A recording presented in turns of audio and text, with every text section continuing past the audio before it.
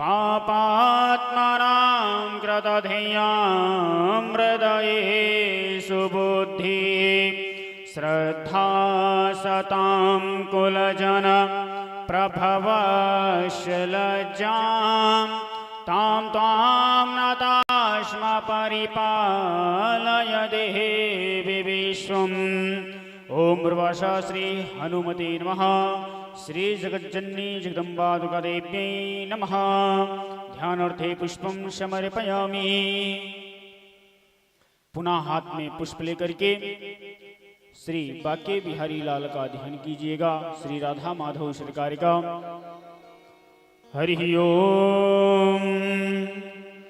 मेघनाद घटा घाटा घट घटा घाटा घटा घट घटा मंडोकस्य वको वको वक वको वाको वको वको विद्युज्योति चकीमकी चकमकी चाकीमकी चकमकी इत्थं नंदकिशोर गोपवनिता वाचस्पति वातुका नारायणं नमस्कृत्य नरं चैव नरोत्तमं देवीं सरस्वतीं व्यासं ततो जयमुदीरयेत्। ओम भ्रुवशा श्री राधा माधव चरण कमलेभ्यो नमः। ठाकुर जी को पुनः जल गिराइए। हरि ओम। देवस्य द्वा सवितुः परस्मैष्णोर्बाहुभ्यां पूष्णो हस्ताभ्यां महा।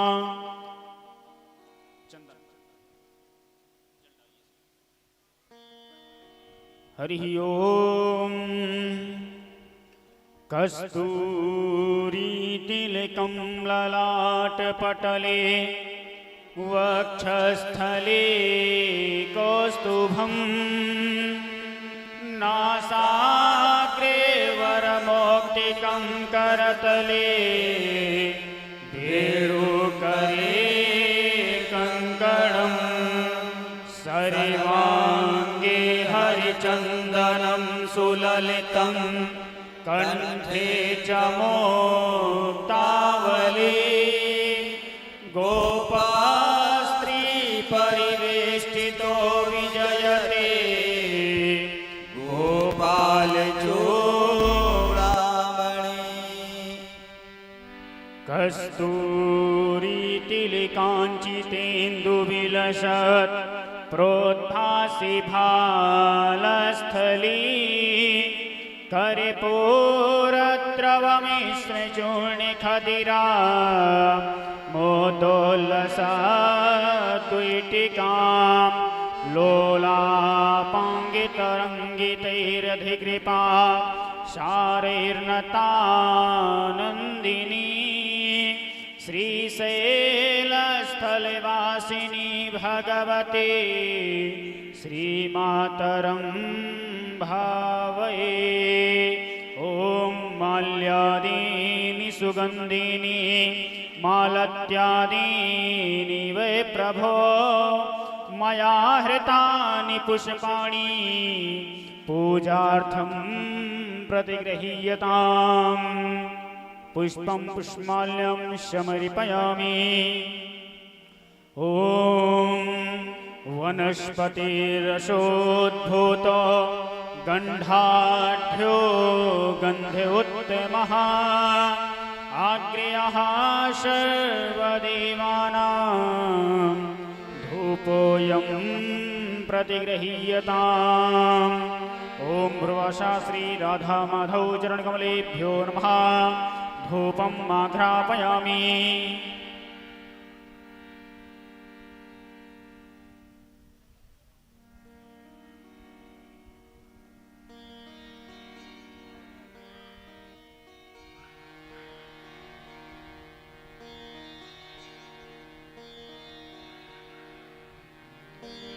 ओम तदीयं वस्तु गोविंद तुभ्यमेव समर्पयेत्।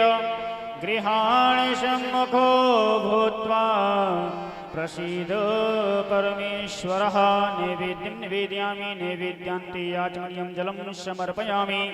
दक्षिणाद्रव्यं समर्पयामि। ओम यद्दत्तं यत्प्रदानं यत्पूर्तं च सदक्षिणाः तादृवै स्वकर्मणः सर्वेते कुनो ददता। ओम प्रभाषा श्रीः राधा माधव चरणकमलेभ्यो नमः। सर्वकल्याणार्थे राजकीय प्रजमुद्रां समर्पयामि।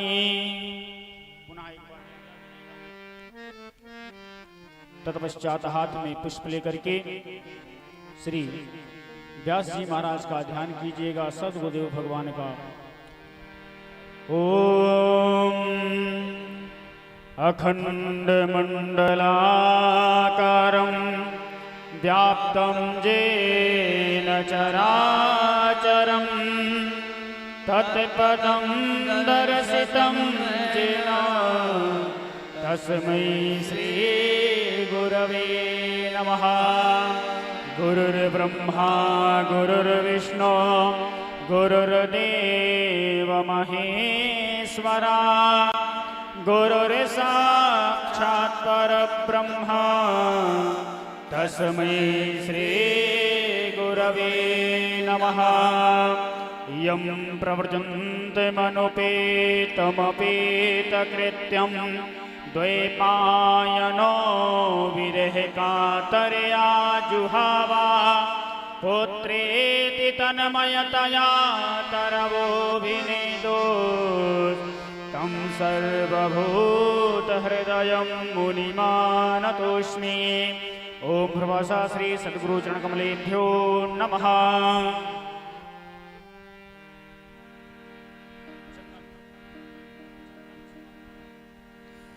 ओम नमो ब्राह्मण देवाय गो ब्राह्मण हिताय च जगद्धिताय कृष्णाय गोविंदाय नमो नमः। विप्रन के भगवान से जयगान पे जय हो। विप्रन के भगवान से जयगान पे जय हो। वतनाए घर जाना वेद और शासन के ध्वनि से नाभ मंडल गुजत नाही। घर जाना वेद और शासन के ध्वनि से नाभ मंडल गुजत नाही। स्वाहा स्वधा करके जाना बेजा, स्वाहा स्वधा करके जाना बेजा। आहुति कर्म करावत नाही। सोमर है शमशान की बात, जहाँ सुख संपद आवत नाही।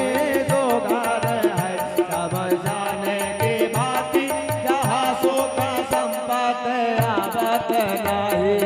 विप्र प्रसादात धरणी धारोहं, विप्र प्रसादात कमलावरोहं।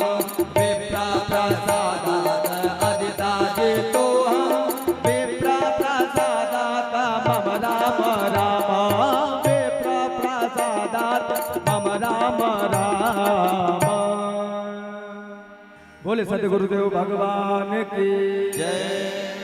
बोले श्री वृंदावन बिहारी लाल की जय। बोले भक्तवत्सल भगवान की जय।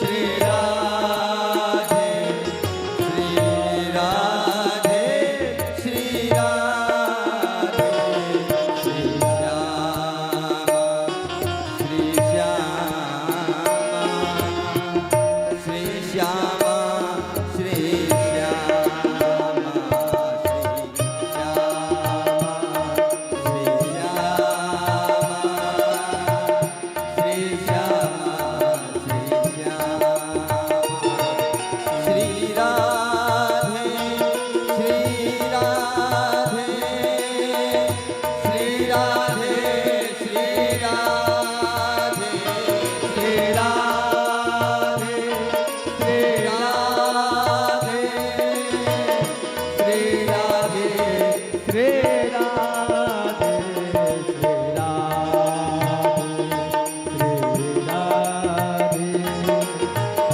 श्री राधे हरि ओम चंद्रमा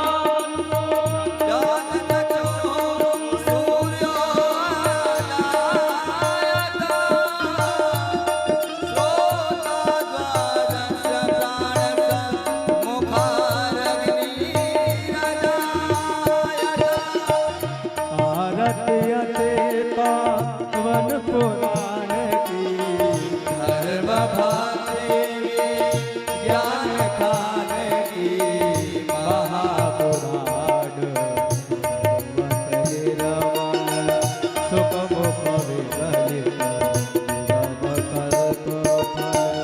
परमानंद सुधार समय कर परमानंद सुधार समय रस निधान आरती अति पावन पुराण की धर्म भक्ति ज्ञान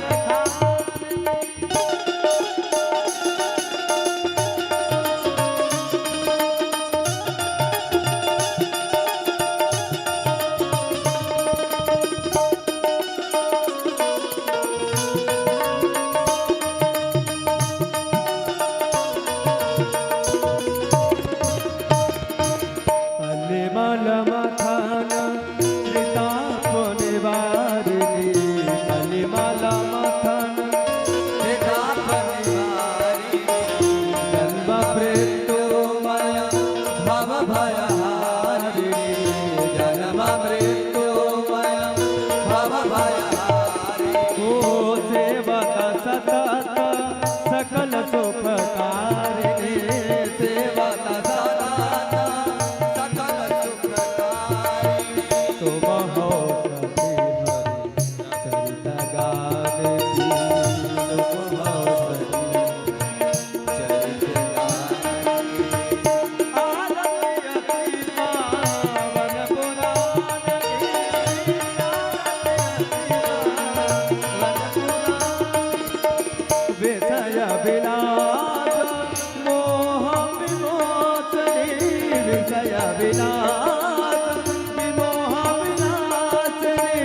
विमल विराग विवेक विकास विमल विराग विवेक विकास भगवत तत्व रहस्य प्रकाश भगवत तत्व रहस्य प्रकाश परम ज्योति परमात्म ज्ञान की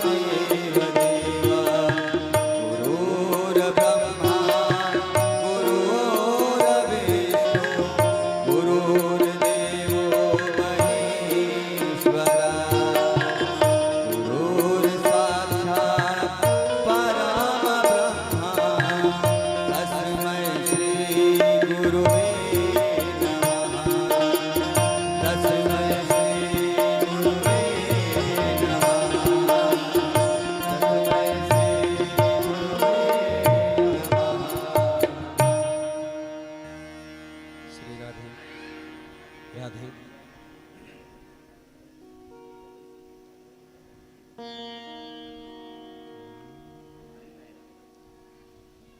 राधे श्री राधे राधे श्याम।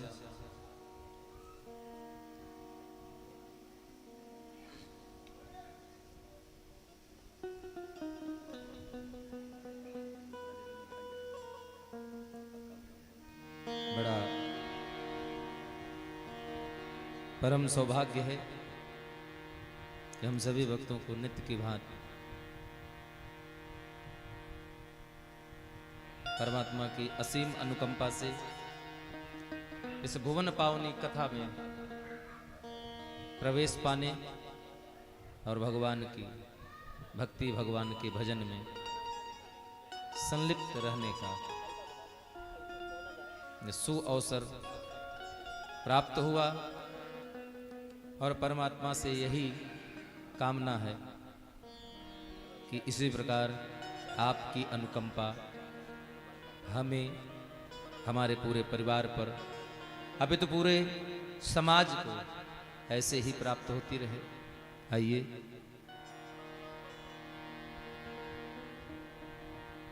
आज अनंत कोटि ब्रह्मांड नायक परात्पर पूर्वम अचिंत्य रूप गुणगण निधान सर्वेश्वर सर्वाधिपति जगदाधिपति जगदीश्वर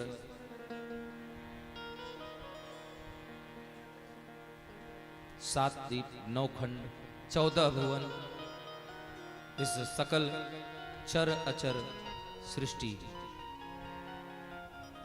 के नियंता, प्रणंता, संचालक, अचिंत्य रूप गुणगण निधान भगवत भक्त हृदय विहारिण, जो निराकार हो वह कभी अपने भक्तों के कल्याण हेतु साकार स्वरूप लेकर के इस धराधाम पर आए। ऐसे भगवान नंद के नंदन जसुदा नंदन भगवान श्री कृष्ण और साक्षात जगत जननी राधिका रानी, आप दोनों श्री के कमलवत युगल चरणारविंदों में इस दास का बारंबार प्रणाम।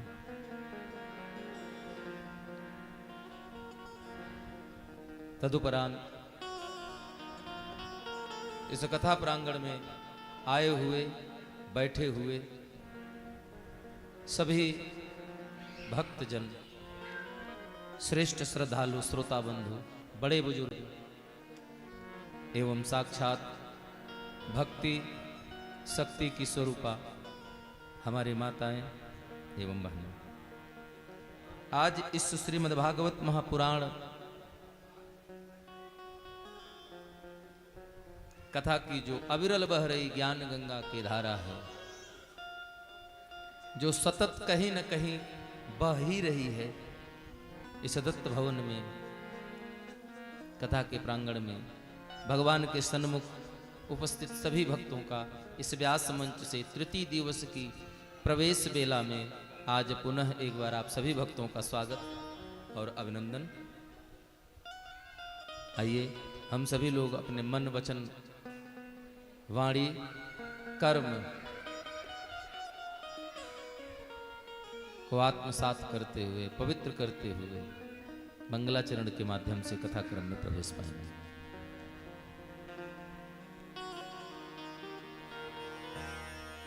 हरि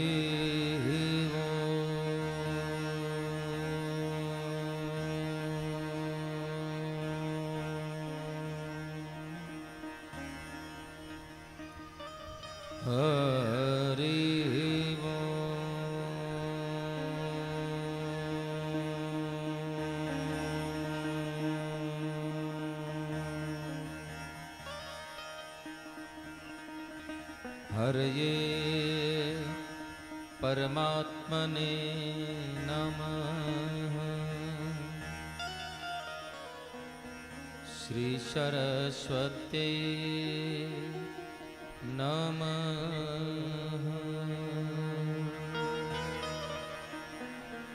श्री गुरुदेव चरण कमलेभ्यो नमः।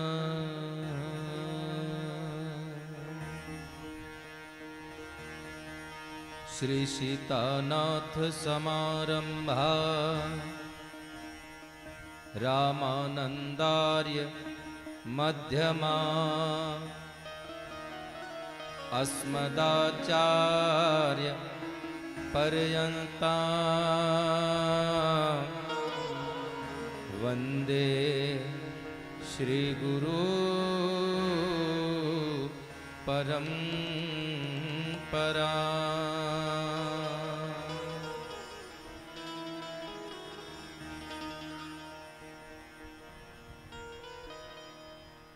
गंगा तरंग रमणीय जटा कलापम गौरी निरंतर विभू सितवाम भागम नारायण प्रियमनंगमदापहारम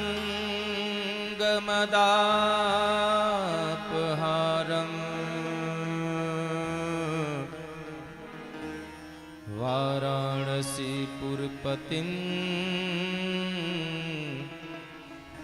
भज विश्वनाथम्।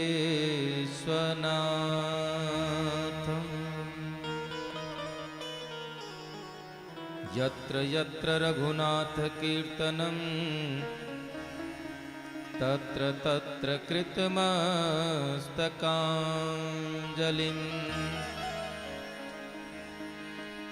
वाष्पवारि परिपूर्णलोचनम्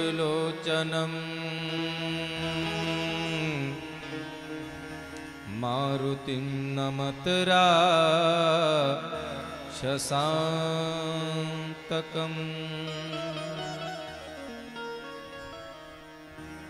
भक्ति भक्त भगवंत गुरु चतुर नाम बपु एक।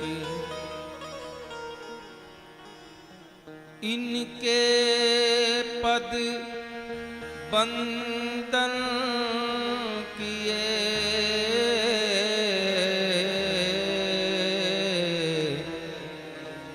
नासत विघ्न अनेक।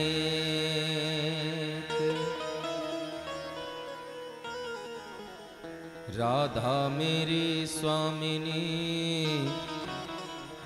मैं राधे जू को दास।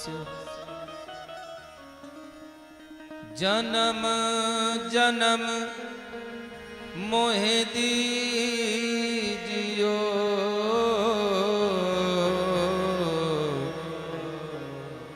श्री वृंदावन को बास।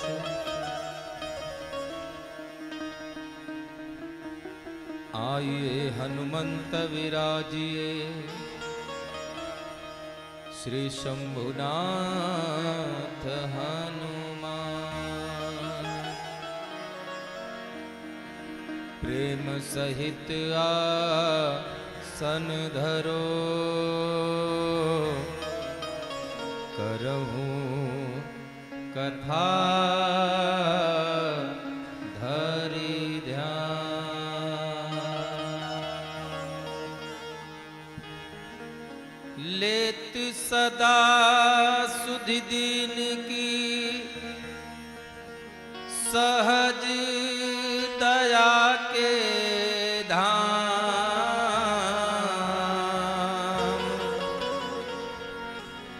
जननी जनक सुबोध के प्रभु श्री राधे श्याम। प्रभु श्री सीता।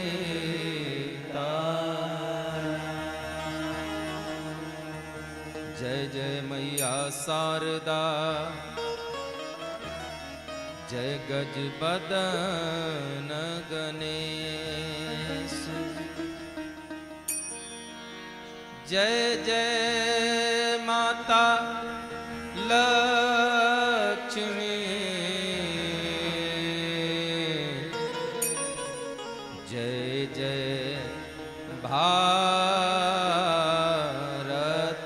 देश, जय जय भारत देश।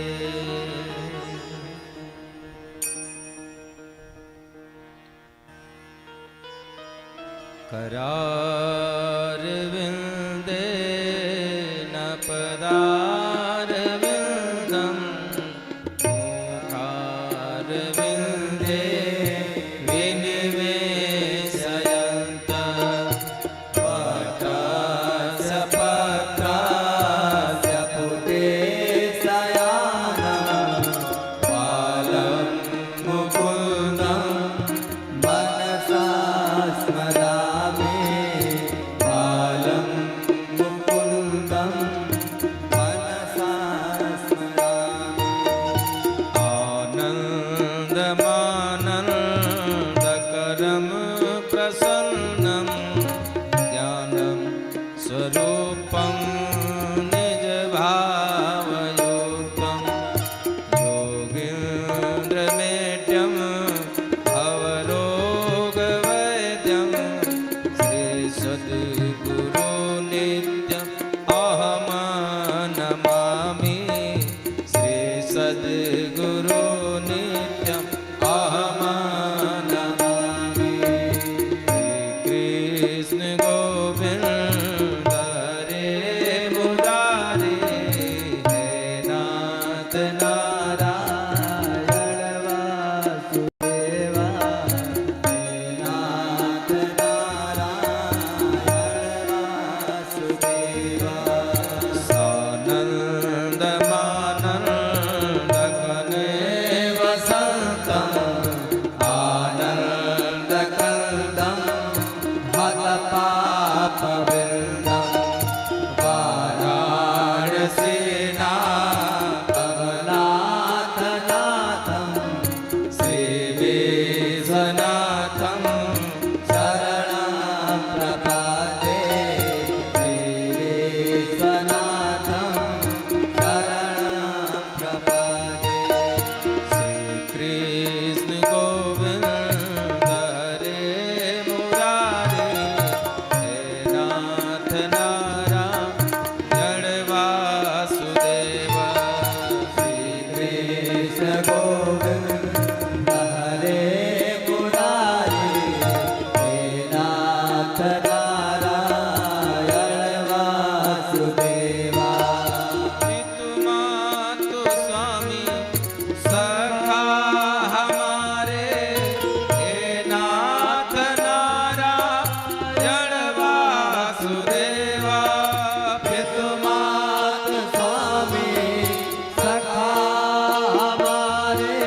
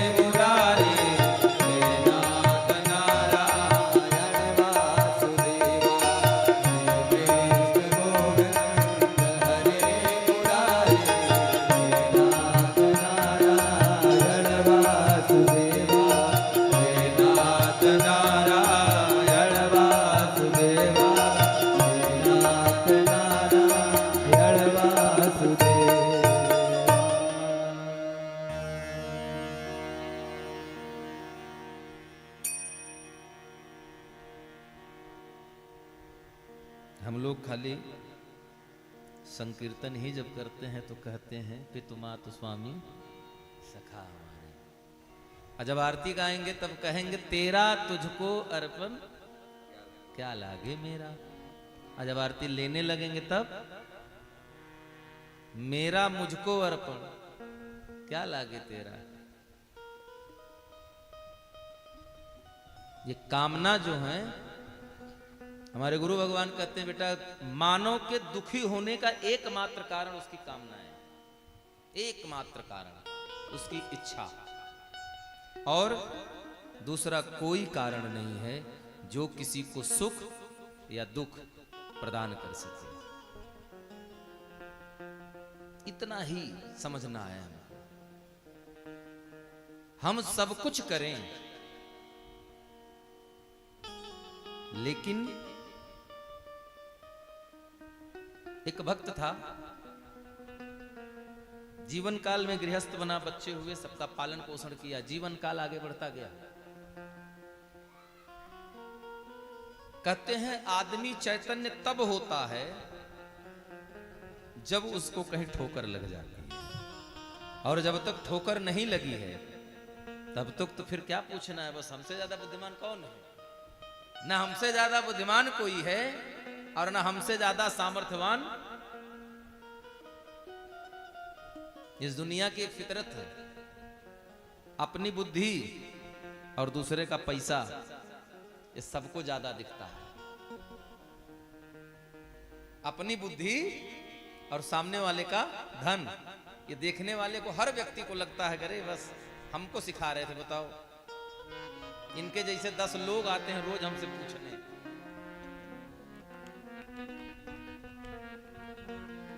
पड़ोस के घर में किसी प्रकार से घर चल रहा हो, अगर वो बेचारा थोड़ा सा अच्छे संस्कार का है, भले पुराना कपड़ा हो 4 साल पुराना, थोड़ा धुल करके प्रेस करके बढ़िया पहन के निकलेगा, तो आदमी क्या कहेगा, अरे भैया क्या पूछना, पैसे का कोई पता नहीं कितना पैसा है, एकदम देखो बढ़िया नील टीनोपाल लगाकर लॉन्ड्री से कपड़ा धुलवा के पहन रहे हैं।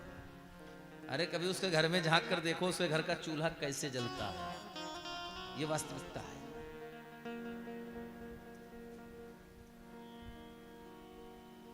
गोस्वामी तुलसीदास ने भी कहा कि माता सती ने नारद को गाली देते हुए माता पार्वती ने, कि मैया ने, माता मैना ने यही तो कहा, बांझ के जान प्रसव के।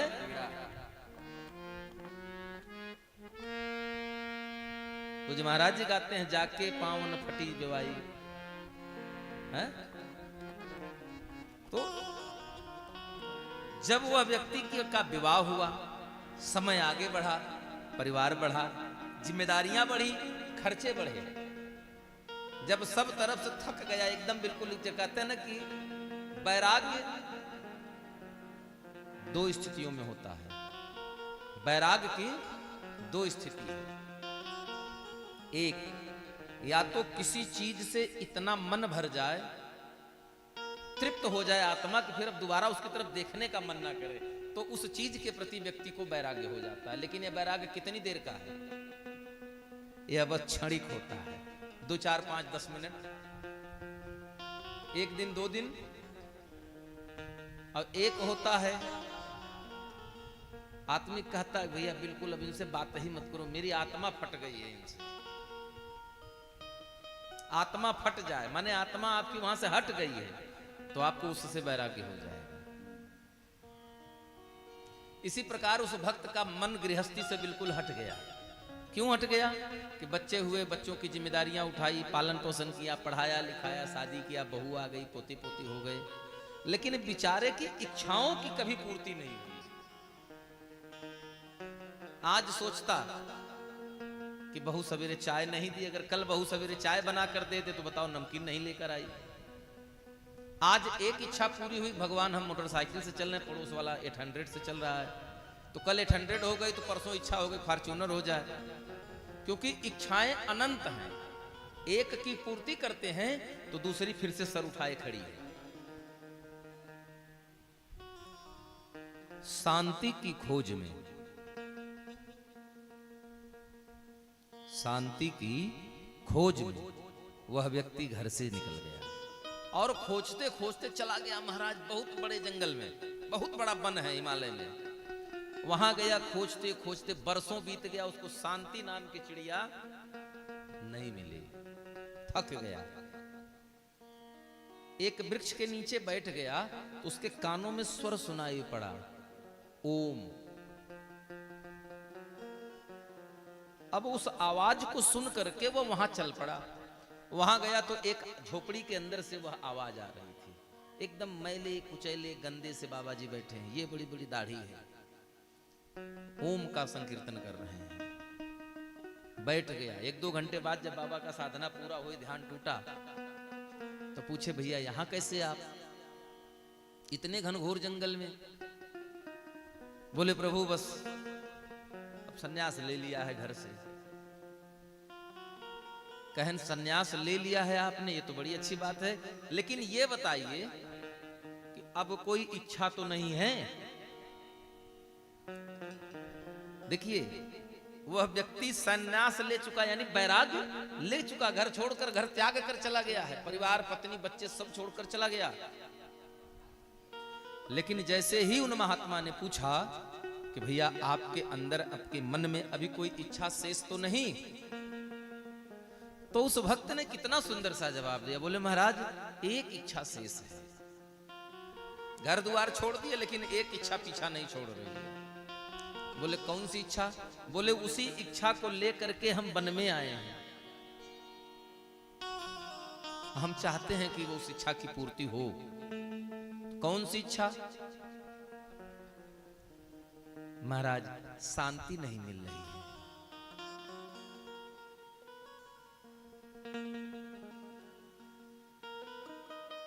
तो महात्मा ने पूछा आपको शांति क्यों चाहिए? इच्छा की पूर्ति के लिए चाहिए?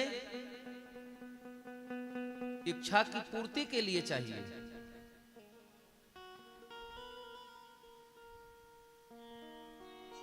या इच्छा की तृप्ति के लिए चाहिए? शांति चाहिए, मिलेगी, लेकिन वह इच्छा पूर्ति के लिए चाहिए या इच्छा की तृप्ति के लिए चाहिए? तो महाराज बोला यही इच्छा तो हमारी है, इसी इच्छा को पूरी कर दीजिए, हमारा संन्यास हमारा सफल हो जाए। बोले बेटा तो जीवन भर सन्यासी बने घुमा करो झोला लेकर, कभी नहीं पूरा होगा। बोले क्यों? क्योंकि एक इच्छा तुम पूरी करोगे, दूसरी फिर से सर उठाकर खड़ी हो जाएगी, क्योंकि इच्छा ही अगली इच्छा को जन्म देती है, इच्छा से अलग कुछ नहीं होता। बोले आप शांति चाहते हैं तो शांति लीजिए, लेकिन इच्छा को छोड़कर। इच्छा पूर्ति मत करिए। इच्छा, अच्छा हमको इच्छाएं देती क्या है? आप किसी से पूछिए तो हर व्यक्ति के मन में कुछ न कुछ इच्छा है।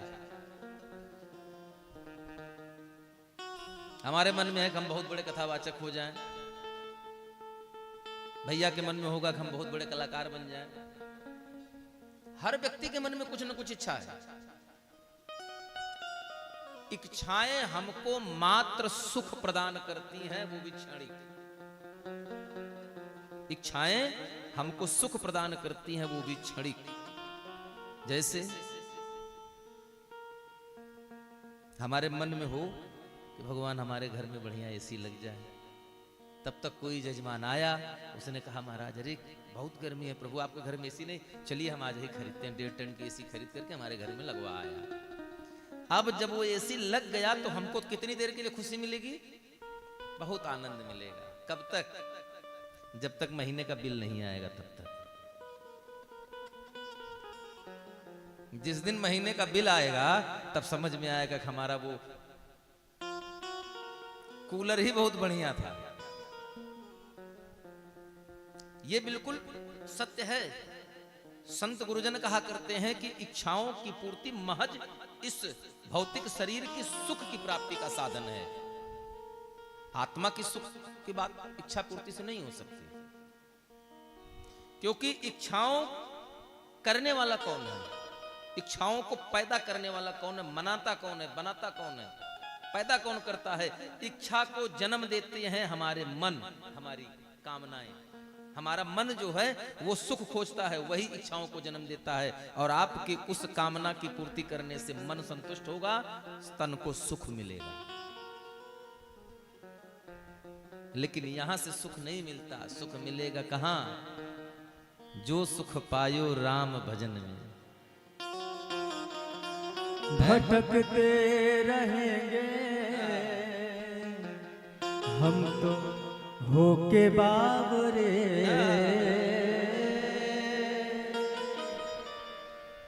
बोलिए श्री राधा रानी सरकार की। जितना दिया सरकार ने मुझको,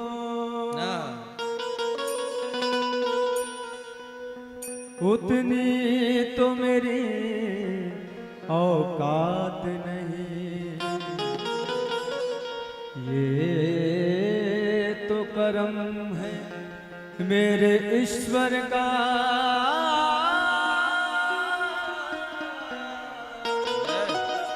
वरना तो ऐसी बात नहीं। तेरे बिन जाए कहाँ ओ सावरे, तेरे बिन जाए कहाँ ओ सावरे। भटकते रहेंगे हम तो होके बावरे, भटकते रहेंगे हम तो होके बावरे। तेरे बिना जाए कहाँ ओ सावरे, तेरे बिना जाए कहाँ ओ सावरे, तेरे बिना जाए कहाँ ओ सावरे। बोलो श्याम प्यारे की जय हो।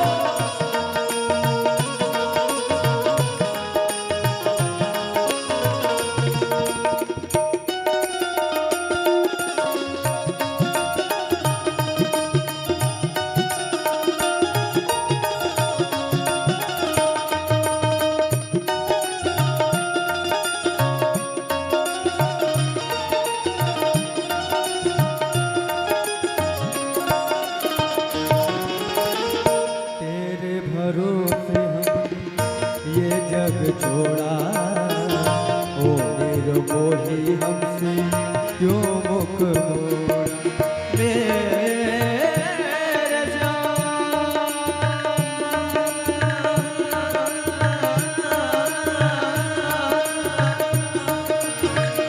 ओ निर्मोही तेरे भरोसे हम ये जग छोड़ा, ओ निर्मोही हमसे क्यों मुख मोड़ा। विरह जलाना डाले डाले आग आग में, विरह जलाना डाले बन आग रे। तेरे बिना जाए कहाँ ओ सावरे, तेरे बिना जाए कहाँ ओ सावरे, तेरे बिना जाए कहाँ ओ सावरे।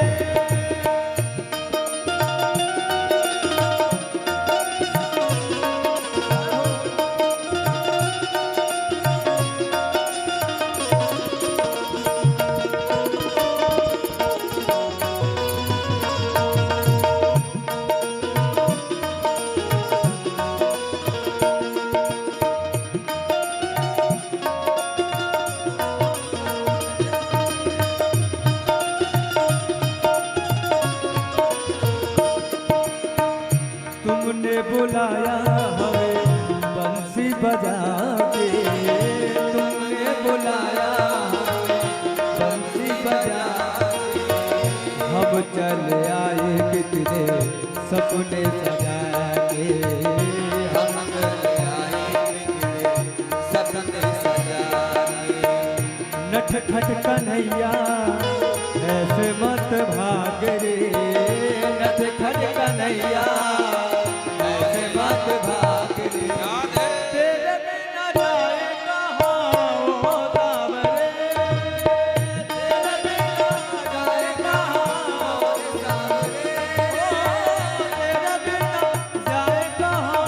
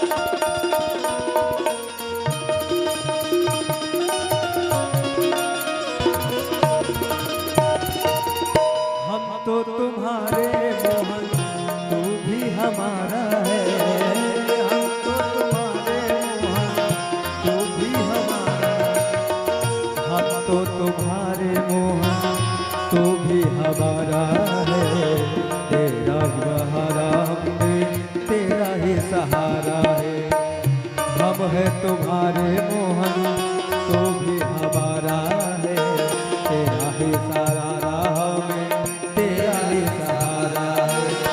चले आएंगे वो बाके बिहारी, चले आएंगे वो तो बाके बिहारी। तेरा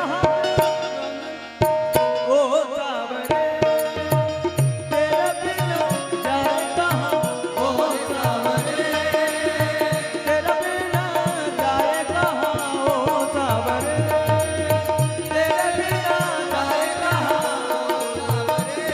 हाँ भटकते रहेंगे हम तो भूखे बाबरे, भटकते रहेंगे हम तो भूखे बाबरे। तेरा बिना जाए कहाँ ओ सावरे, तेरा बिना जाए कहाँ ओ सावरे, तेरा बिना जाए कहाँ ओ रे सावरे, तेरा बिना जाए कहाँ हमको सावरे, तेरा बिना जाए कहाँ हमको सावरे।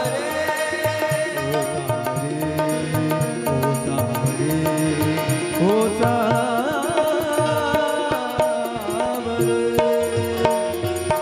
बोले श्री वृंदावन बिहारी लाल की जय, बोले राधा वल्लभ सरकार की जय, बोले व्यासदेव भगवान की जय।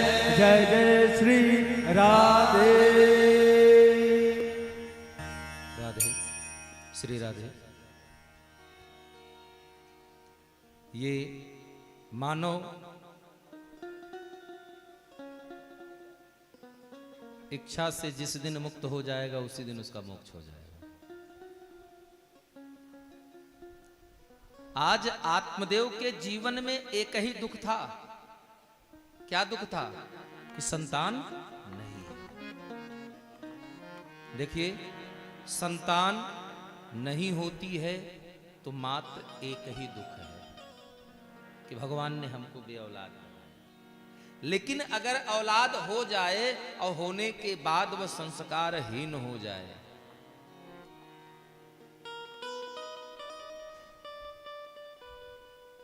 फिर संतान नहीं है तो एक दुख हुआ। 2 साल 4 साल 5 साल 10 साल के बाद अगर वो मर गया तो जीवन में 2 दुख हुआ। इससे बढ़िया न दिए होते भगवान। लेकिन अगर हुआ, जीवित रहा और महाराज संस्कार शून्य हो गया, तब तो फिर कितना दुख है, कोई सीमा नहीं है।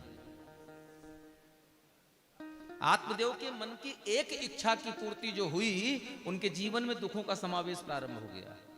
अभी तक तो एक ही दुख था कि भगवान ने सब कुछ दिया, धन दिया, संपदा दिया, घर दिया। और कहते भी हैं, जब महात्मा पूछते हैं कि क्यों जीना संतान की कामना कर रहे हैं, अरे संतान होने से संतते सगरो दुख मवा पांग। एक संतान होने से सुखी होने का कहीं से पुष्टि नहीं होती है। क्यों? कहते हैं राजा सगर संतानों के कारण तमाम दुख का भोग किए। एक ही पुत्र था महाराज अंग के, कितना दुख पाया। एक ही बेटा हुआ कंस उग्रसेन के घर, कितना दुख मिला।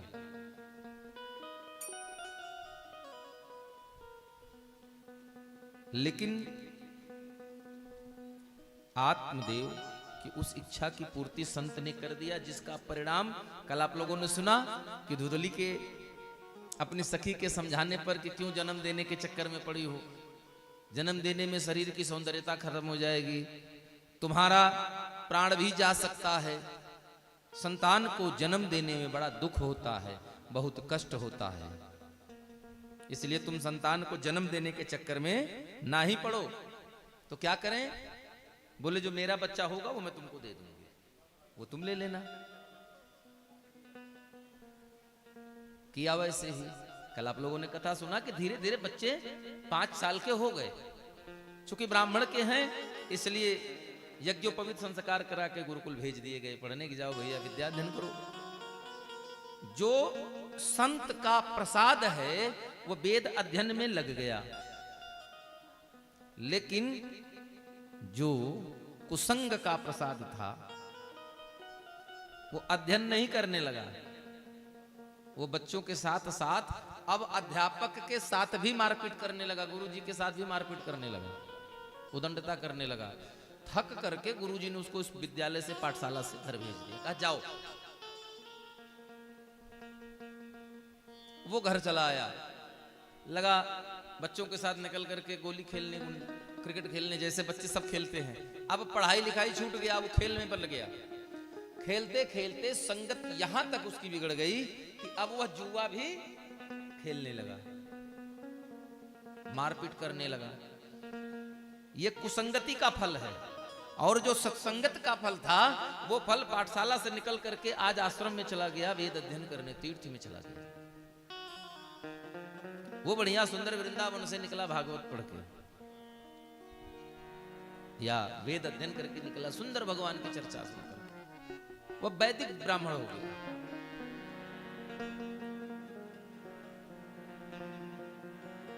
और ये जो हुए, ये लवेदिक ब्राह्मण हो गए, कुसंगति पकड़े, और जहां बात किसी अच्छी हो वहां पहुंच करके जबरदस्ती की लड़ाई शुरू कर दें। मदिरा पीने लगे, शराब पीने लगे, थोड़ी और उम्र बढ़ी तो जुआ भी खेलने लगे। जुआ के लिए पैसा कम पड़ने लगा तो बच्चा चोरी कहां करता है? पहले बच्चा पहली चोरी कहां करता है? अपने घर में। अगर बच्चों की बनने की पाठशाला अपना घर, अपनी आंगन है, तो बिगड़ने की भी पाठशाला वहीं से शुरू होती है। अब वो लगा माता की जेब से पैसे, पर्स से पैसा, झोला से पैसा चुराने। लेकिन माताएं स्वभावतः बच्चों से प्रेम होता है, इसलिए माताएं अक्सर बच्चों की गलतियों को पिता से छिपाती हैं। कुछ दिन नहीं बताया, जब ज्यादा हो गया तो बताने लगी। जब आत्मदेव जी थोड़ा सख्त हो जाते तो माता धुंधली खड़ी हो जाती कि आप तो बस हमारे ही बच्चे के पीछे पड़े रहते हैं नहा धोकर। आप लोग भी करती होंगे, अगर पिताजी थोड़ा ज्यादा गुस्सा हो गए, एक बार से 2 बार हो गया, तो कहने बिल्कुल एकदम सवेरे से पीछे ही पड़े हो, कहीं जाना नहीं है क्या, आज घर में बैठे हो खाली दिन भर। आत्मदेव बेचारे दुखी है। धीरे धीरे उसकी कुसंगति और बढ़ने लगी। शराब पीता था, जुआ खेलने लगा, अब वह वैश्यालय भी जाने लगा। इच्छाएं बढ़ती गई, इच्छाएं बढ़ी तो इच्छाओं की पूर्ति के लिए धन की आवश्यकता भी तो बढ़ेगी। अब तक घर में चोरी करके काम चल जाता था, अब घर की चोरी से तो काम नहीं चलने वाला। तो यार दोस्तों से उधार कर्जा लेने लगा। उसी संगति में उसने 5 वेश्याओं से विवाह कर लिया और विवाह करके लाकर उन्हें अपने घर में ही रख लिया। अब उनकी जरूरतों को पूरी करने की धन की आवश्यकता बढ़ी तो एक दिन वो अपने मां के गले में जो कंठहार होता है, जिसको हमारे यहां मंगलसूत्र कहते हैं, उसको छीन लेता है। मां मना करती है तो मां पर हाथ उठा देता है और उसे छीन लेता है। उस दिन मैया धुंधली को एहसास हुआ कि गलतियों पर पर्दा डाला जा सकता है, डालना चाहिए बच्चों के, लेकिन कभी अपराध पर पर्दा मत डालिए। अगर बच्चा कोई ऐसा काम करे जो उसके बचपने या नादानियों में न गिनती हो सके तो उसकी सूचना जरूर पिताजी तक पहुंचाइए कि नहीं, बच्चे ने आज ये गलती किया।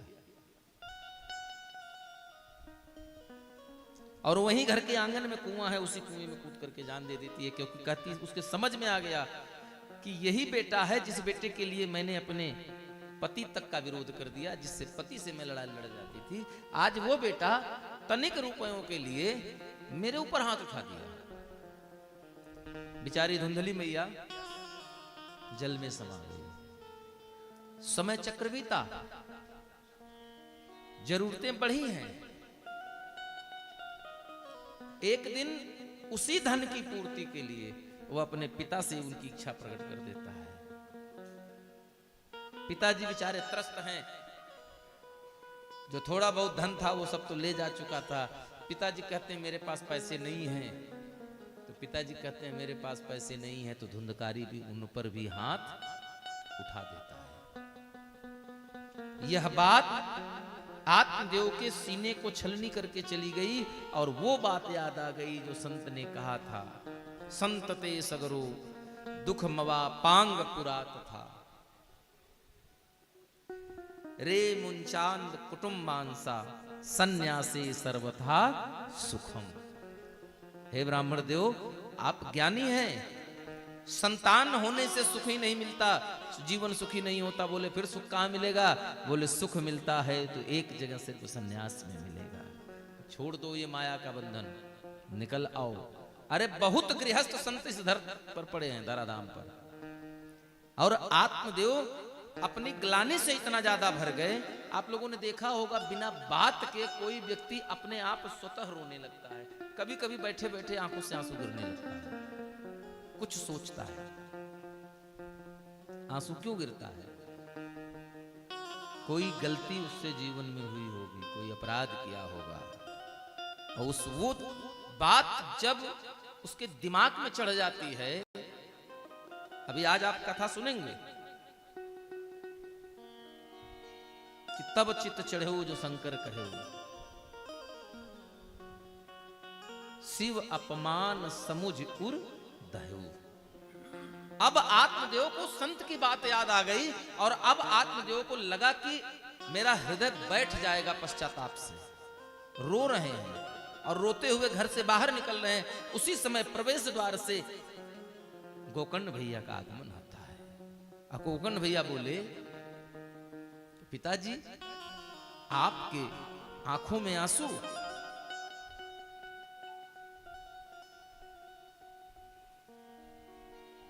तब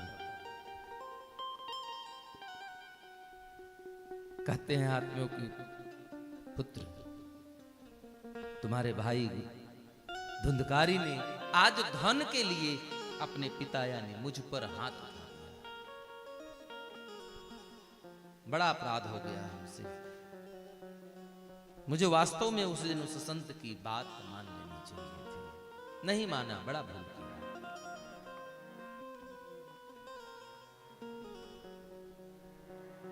तब गोकर्ण भैया समझाते हैं, कहते हैं पिताजी ये तो संसार है। कबीरा सब जग निर्धना, धनवंता नहीं को।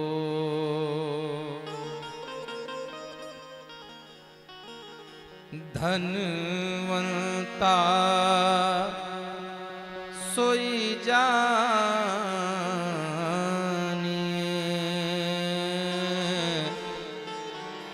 जाके राम नाम धन।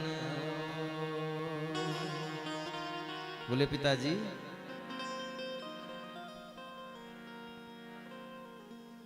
संतान होने से, धन हो जाने से, संपदा हो जाने से, आयु हो जाने से, ऐश्वर्य हो जाने से कोई सुखी नहीं होता, कोई बड़ा नहीं बन जाता। बोले कब मिलेगा? बोले अगर आत्मा को सुखी करना चाहते हैं तो वन में चले जाइए और एक काम करिए। क्या? बोले ये जीवन आज है, पता नहीं कल रहेगा न रहेगा। अरे जितना दिन हमारे पास है उतने दिन, जब से जागो तभी सवेरा। आज जग गए हैं तो आज से ही उस मार्ग पर चलिए जो आपके अंतिम सफर की तरफ लेकर जाता हो। पिताजी आप वन में जाइए और वन में जाकर के भगवान की तपस्या करिए, भगवान की साधना करिए। क्यों?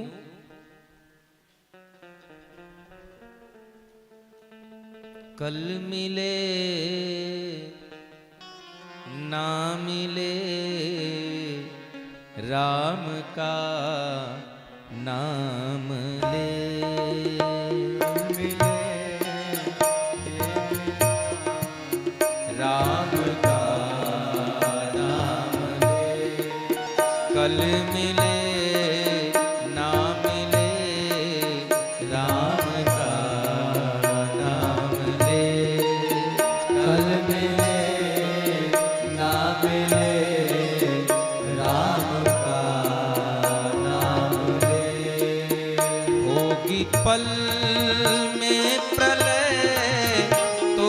कल क्या करे, होगी पल में प्रलय तो ये पल क्या करे, होगी पल में प्रलय तो ये पल क्या करे। इसलिए कल मिले ना मिले राम का नाम ले, कल मिले ना मिले राम का नाम ले।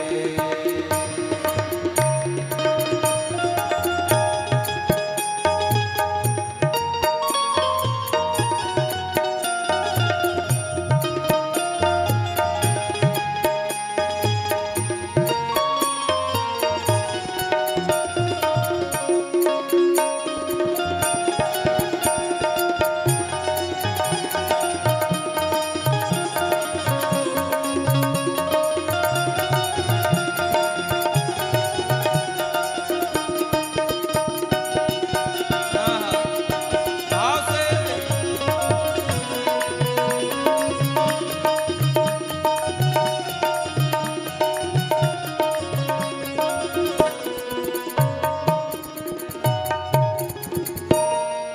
नाम ले करके हनुमत अमर हो गए, नाम ले करके हनुमत अमर हो गए, नाम ले करके हनुमत अमर हो गए, नाम ले करके हनुमत अमर हो गए।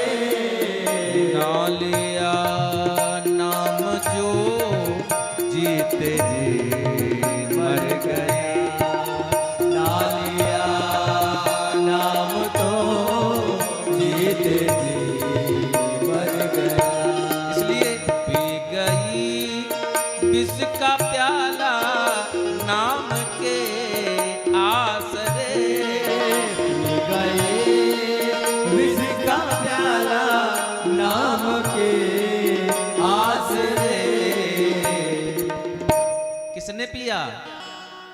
मीरा ने जब पुकारा हरि स्वयं आ गए, मीरा ने वो पुकारा हरि स्वयं आ गए।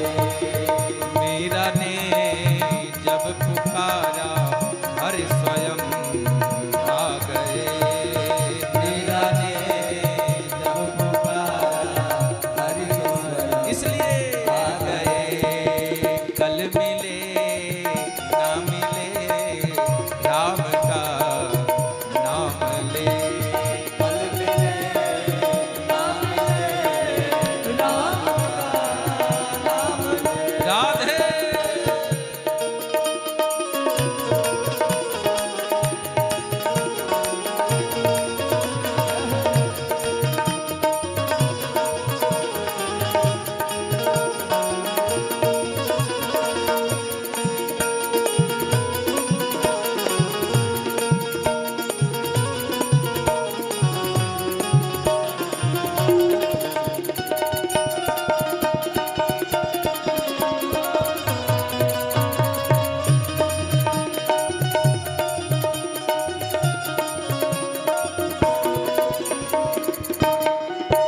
गिद्ध गणी का तरे, कौन कौन तरा? जिसने जीवन में कभी एक बार भी माला को हाथ नहीं लगाया है? गिद्ध गणी का तरे और आजा मिल तरा, गिद्ध गणी का तरे और राजा मिल करा। गिद्ध गणी का तरे और आजा मिल तरा, गिद्ध गणी का तरे और राजा मिल करा। लिखा नाम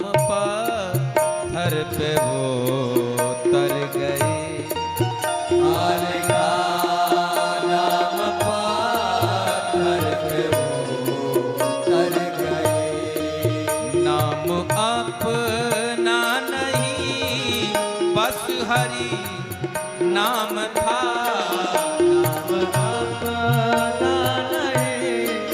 बस हरि नाम था।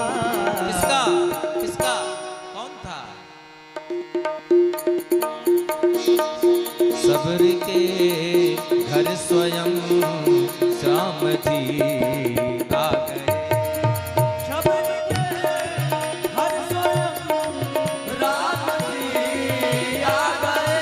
सभी लोग शबद के हर स्वयं राम जी आ गए। कल मिले ना मिले राम का नाम ले। फिर मिले ना मिले राम नाम। इसलिए आज से अभी से यही संकल्प कर लीजिए कि क्या करना है।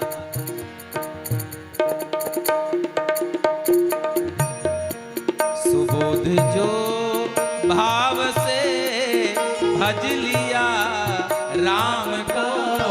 सुबोध जो भाव से भज लिया राम को। सुबोध जो भाव से भज लिया राम को। नाम भव सिंधु से फिर वो पर जाएगी। नाव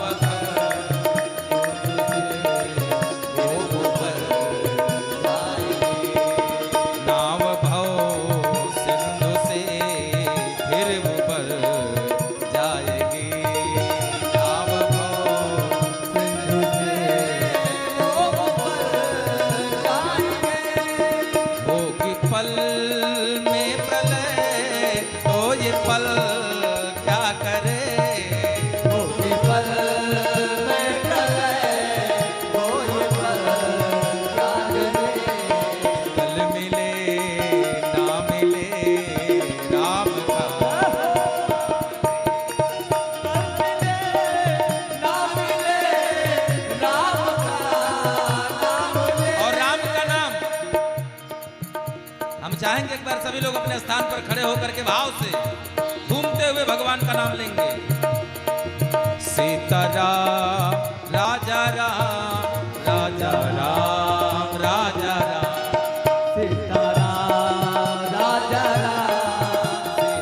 सीताराम राजा राम सीताराम राजा राम। सीताराम राजा राम। सीताराम राजा राम। सीताराम राजा राम। सीताराम राजा राम। सीताराम राजा राम। सीताराम राजा राम। सीताराम राजा राम सीताराम राजा राम। सीताराम राम राम राजा राम राम राम। सीताराम राम राम राजा राम राम राम। सीताराम राम राम राजा राम राम राम। सीताराम राम राम राजा राम राम राम। सीताराम सीताराम सीताराम राजा राम सीताराम राजा राम राजा राम सीताराम। कल मिले ना मिले राम का नाम ले। कल मिले ना मिले राम का नाम ले। राम का नाम ले। राम का नाम ले। कल मिले ना मिले राम का नाम ले। बोले वृंदावन बिहारी लाल की जय। जय जय श्री राधे। जय जय श्री राधे श्याम।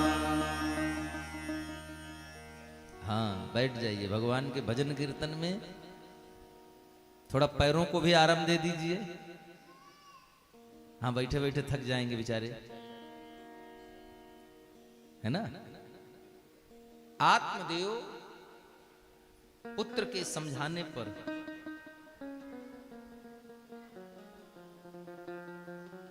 समझ में बात आई, घर छोड़कर चले गए वन में। इधर पिता के मुख से सुन ही चुके, कि क्या गति माँ की हुई, क्या गति पिता की हुई, और क्या उसके संस्कार हैं, कैसा उसका व्यवहार है। मानव के जीवन पर उसके खान पान का बड़ा असर पड़ता है। पूज्यपाद प्रातः स्मरणीय शांति कुंज हरिद्वार के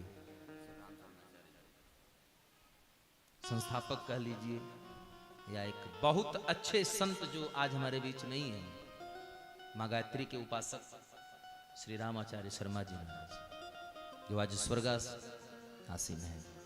उनका एक स्लोगन था, जैसा खाओ अन्न वैसा होगा मन। आपके खान पान का आपके जीवन पर बड़ा असर होता है, क्योंकि जैसा अनाज खाएंगे वैसा मन होगा, और जैसा मन होगा वैसा विचार बनेगा। और ये स्वामी विवेकानंद ने कहा है कि मनुष्य के जीवन में सुख दुख का देने वाला कोई दूसरा नहीं है। व्यक्ति के अपने विचार जैसे होते हैं, व्यक्ति का चरित्र व्यक्तित्व वैसा बन जाता है, और उसके जीवन में सुख और दुख की प्राप्ति होने लगती है। बोले राधे।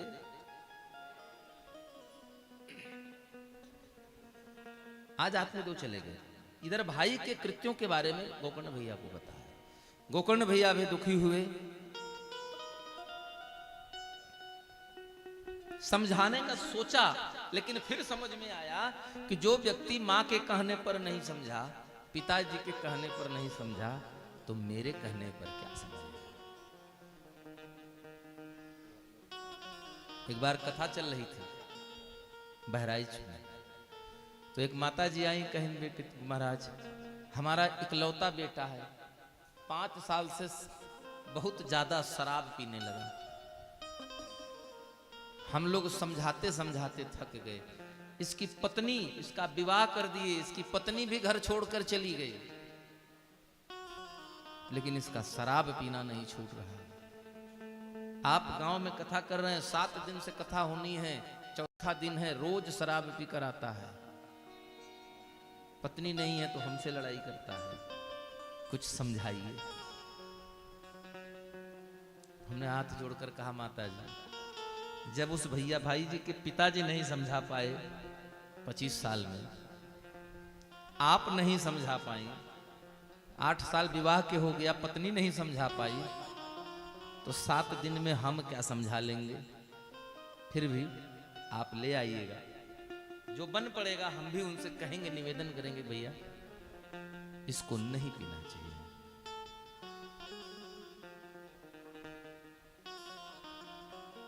एक छोटा सा दृष्टांत याद आ गया, हमारे गुरुजी कहा करते थे। एक बार एक जमींदार साहब का लड़का कहीं से मदिरा पी के आ रहा था। पूस का महीना, पूस समझ रहे हैं, दिसंबर की ठंडी का महीना है। एक खूब गहरा सा नाला है, कमर से ज्यादा गहरा। तो बेचारे पीकर आए, नाला नाकने के चक्कर में नाले में ही गिर गए। अब गिर गए तो बैठ गए। अब इतना नशे में टुन्न है कि वहां से खड़े होकर वो नाले से बाहर नहीं निकल पा रहे हैं, यहां तक नाले में डूबे हैं। उतने में हमारे आचार्य जी, एक पंडित जी बेचारे कहीं से घूमते हुए अपना जजमानी से निकले होंगे। अच्छा, पंडित जी बेचारे गरीब व्यक्ति, एक धोती लपेटे, ऊपर से अचला ओढ़े, किसी प्रकार ठंडी में चले आ रहे हैं। ठंडी लग रही है, कुर्ता स्वेटर पहने तो ठंडी माघ पूस की जाती नहीं, अचला कुर्ता में कहां चली जाएगी। बेचारे कांप रहे हैं, गड़गड़ गड़गड़। तो उन्होंने, उनकी नजर पड़ गई, ओह जमींदार साहब का लड़का नाले में गिरा है, जरूर शराब पिया होगा, तो उधर से थोड़ा बच के निकल जाए, हमको देख ना ले, नहीं तो अभी 100 प्रश्न करेगा। ऐसा क्यों हुआ, वैसा क्यों हो रहा है, ये क्यों है।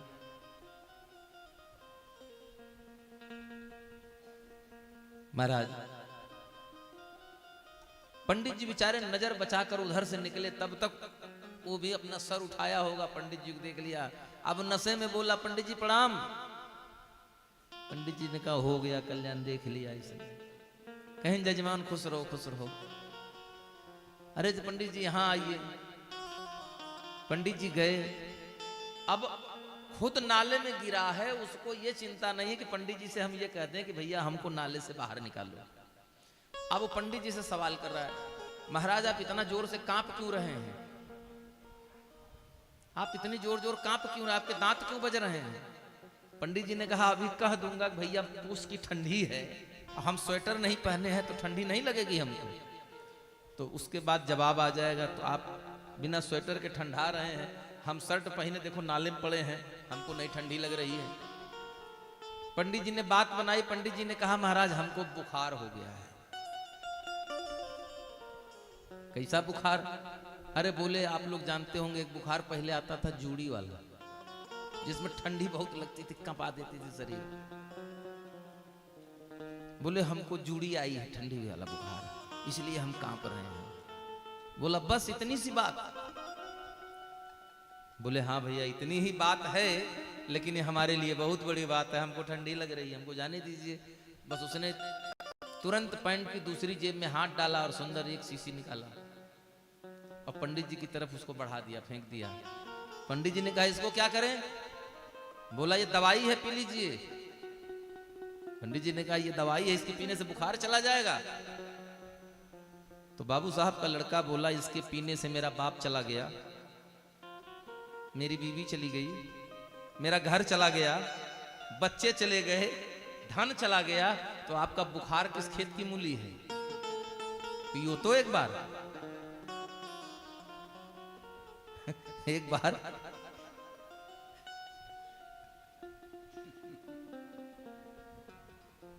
भोजन का नशा करिए, हम ये नहीं कहते नशा मत करिए, लेकिन राम नाम का नशा करिए। ये ऐसा नशा है कि एक बार चढ़ जाए जिसको, ये फिर सिर चढ़ के ही बोलता है, उतरने का नाम ही नहीं लेता, एक बार चढ़ने की देरी है।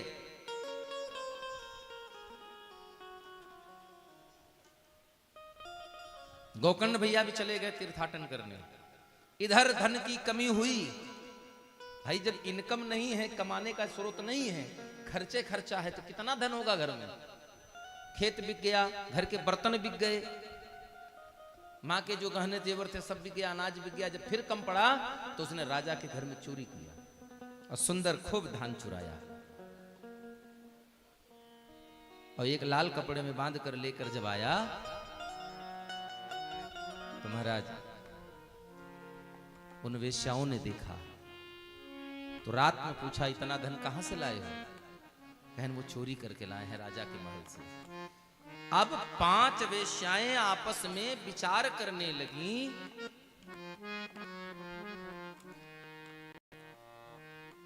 कि हम धन तो मिल गया हमको, लेकिन आज नहीं तो कल ये पकड़ा जाएगा और ये पकड़ा जाएगा तो हम भी पकड़ लिए जाएंगे।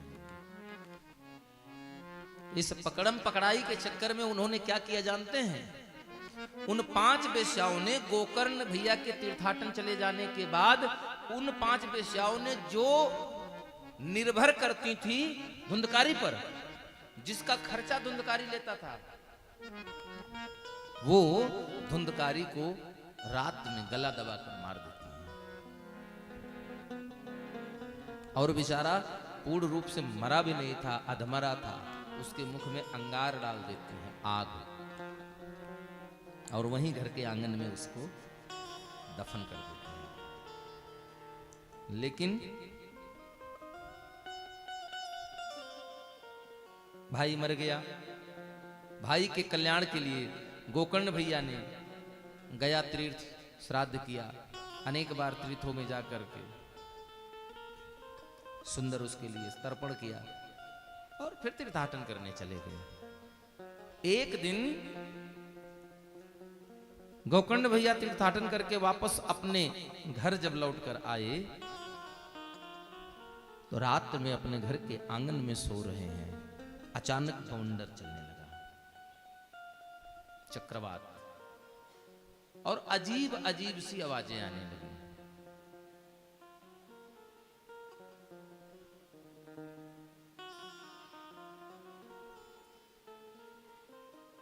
बात कुछ समझ में नहीं आई। हमारे गुरुजी कहा करते हैं प्रेत कभी भी आपको डराता नहीं है, प्रेत कभी भी आपको डराता नहीं है। हम डर जाते हैं वो एक अलग बात है, बाकी प्रेत जब भी हमारे सामने आता है, प्रेत हमसे बात करने आता है, वो अपनी तकलीफ कहना चाहता है।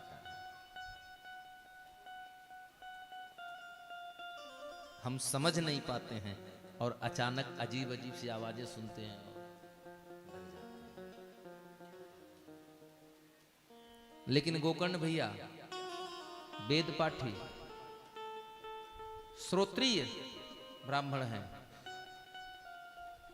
कंधे पर जनेऊ है, ब्रह्मगांठ है, मस्तक पर चंदन का लेप है, सर पर शिखा है, त्रिकाल संध्या करने वाले, गायत्री का जप करने वाले, ऐसे ब्राह्मण के आस पास भी प्रेत फटकता नहीं है महाराज।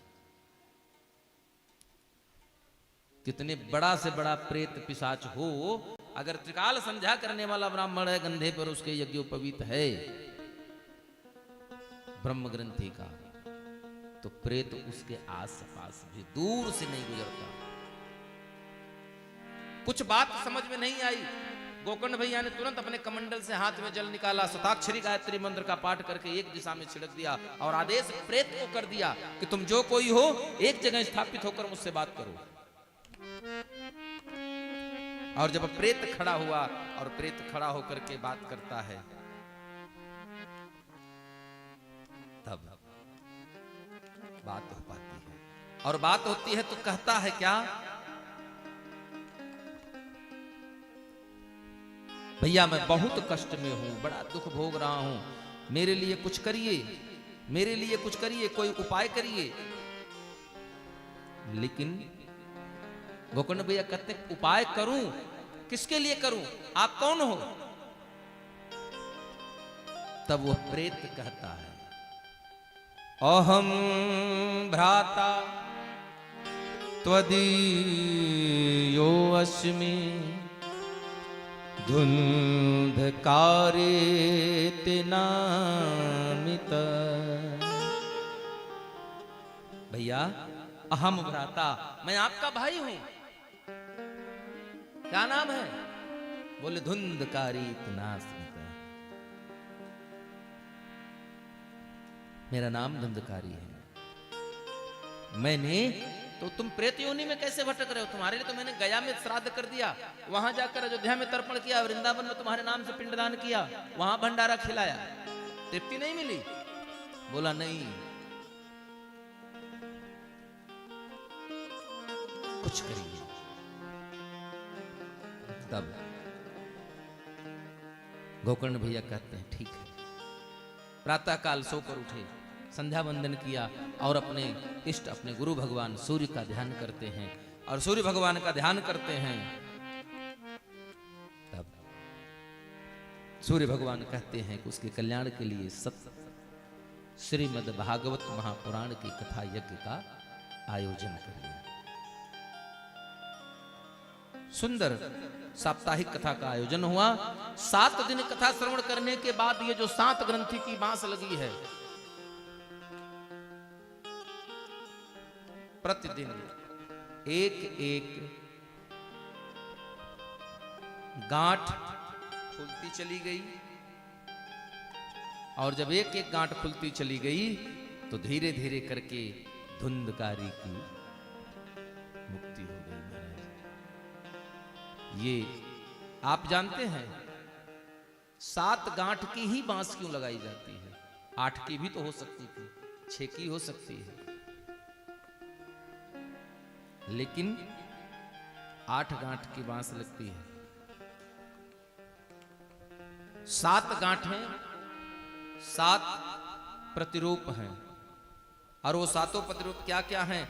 1 शब्द, दूसरा रूप, 3 रस, 4 स्पर्श, गंध, राग, द्वेष, मन की 2 गांठें। 7 गांठ हैं। इन्हीं 7 गांठ के खुल जाने के बाद मनुष्य का मोक्ष हो जाता है। बोले राधे।